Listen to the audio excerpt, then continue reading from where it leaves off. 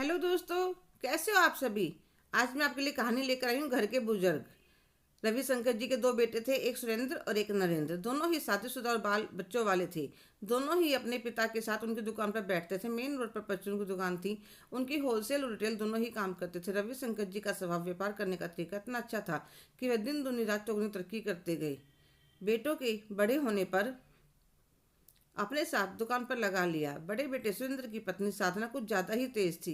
दिन रात सुरेंद्र के कान भरती रहती थी। पापा जी तो बूढ़े होने लगे हैं।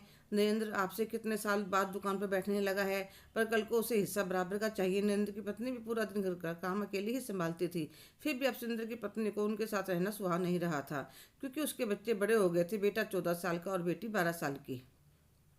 नरेंद्र के एक 2 साल का बेटा था। नरेंद्र बहुत ईमानदारी और मेहनत से काम करता था। साधना और सुरेंद्र मिलकर मकान के दुकान के कागज बनवा लेते हैं और धोखे से रविशंकर जी से साइन ले लेते हैं। किसी को भनक भी नहीं लगती। इन बातों को 2 महीने हो जाते हैं। सब काम वैसे ही चल रहा था, पर अब बड़ी बहू के नशा चढ़ने लगा था। एक दिन बिना किसी कारण छोटी बहू पर चिल्लाने लगती है। इतने में रविशंकर जी और उन दोनों बेटे दुकान से आ जाते हैं। बड़ी बहू का छोटी बहू के साथ ऐसा बर्ताव देखकर बड़ी बहू पर गुस्सा होते हैं। यह भी तुम्हारी तरह इस घर की बहू है, इसका भी बराबरी का हक है। हक? हक कैसा पापा जी? यह घर दुकान सब मेरे नाम है। अरे नरेंद्र को कमाते हुए साल ही कितने हुए हैं और आपने इसे बराबर का हिस्सेदार बना दिया।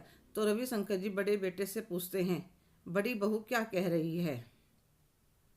ठीक है तो कह रही है पापा।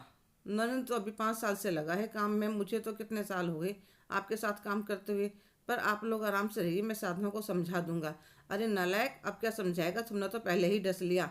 नरेंद्र, अब हमें यहाँ नहीं रहना। कई साल पहले एक छोटा सा मकान मैंने तुम्हारी माँ के नाम पर लिया था। हम लोग वहीं रह लेंगे और सामान लेकर घर से चले जाते हैं। साधना की तो खुशी का ठिकाना ही नहीं रहता। पापा, आपने कभी इस मकान के बारे में बताया नहीं था। बेटा, यह मकान मैंने बहुत साल पहले लिया था। तेरी माँ की पसंद के हिसाब से बनाया था।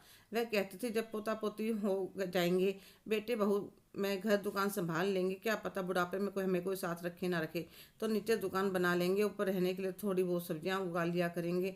एक सर्वेंट क्वार्टर भी बनाया था, जिसमें एक चौकीदार और उसकी पत्नी रहते हैं। वह पत्नी पत्नी ही घर की साफ सफाई का बाकी चीज़ों का ध्यान रखते हैं। वह ऊपर जाते हैं। 2 बड़े बड़े कमरे, एक बैठक, रसोई घर, स्नानघर, सारी चीज़ें बनी हुई थी। तुम्हारी माँ ने कितना मन करके बनवाया था, पर किसी को बताने से पहले ही दुनिया छोड़ गई। बस फिर मेरा भी मन नहीं किया किसी को बताने का, दिखाने का। जब बनाया था तो क्या पता था तुम्हारी माँ की किस्मत में यहाँ रहना ही नहीं लिखा। शायद वह हम लोगों के लिए ही बनवा कर गई थी। रसोई में जोट के सारे बर्तन, गैस चूल्हा, छोटा सा फ्रिज, सब कुछ था। नरेंद्र जाकर दूध और ब्रेड ले आए। प्रिया ने सबको गर्म करके खिला दिया।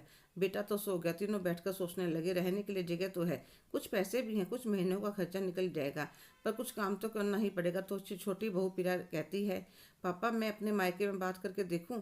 तो वह मना कर देते हैं। तो वह कहती है, पापा जी आप मेरी ज्वेलरी बेच दीजिए। 20 लाख रुपए की तो होगी।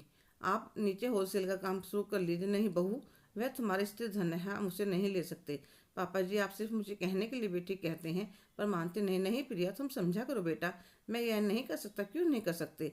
जब आपका काम चल पड़े तो आप नए नए बनवा देना, इससे भी ज़्यादा ब्याज के साथ लूँगी। तो दोनों बाप बेटा हंसने लगते हैं। बाप बेटा दोनों को 1 महीना लग जाता है काम को जमाने में। माल कहाँ रखना है ताकि उसमें सीलन ना हो, खराब ना हो, सारा हिसाब लगाकर काम शुरू कर देते हैं। धीरे धीरे नए कॉन्ट्रैक्ट जुड़ते हैं।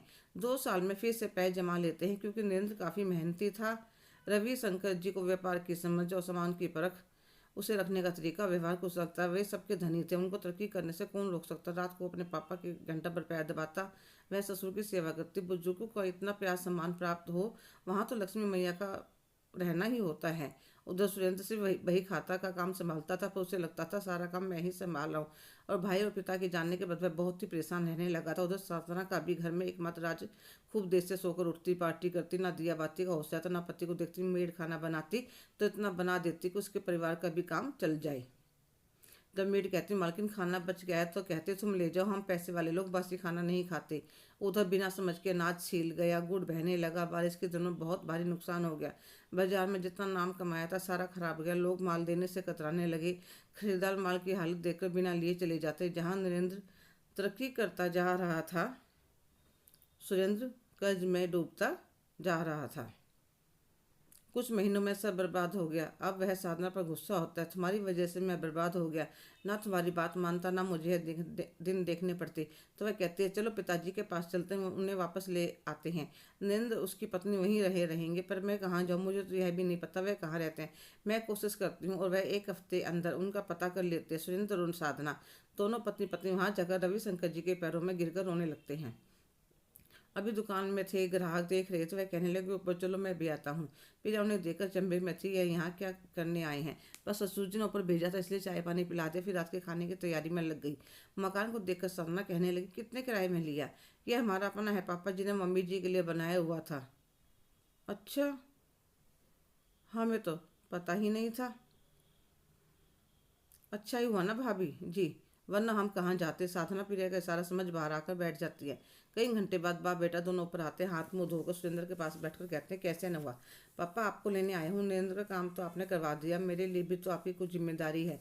दुकान में कितना नुकसान हो गया। अच्छा, तो तुम्हें अब भी अपने किए पर कोई शर्म नहीं है। व्यापार में घाटा हो गया तो बाप याद आ गया।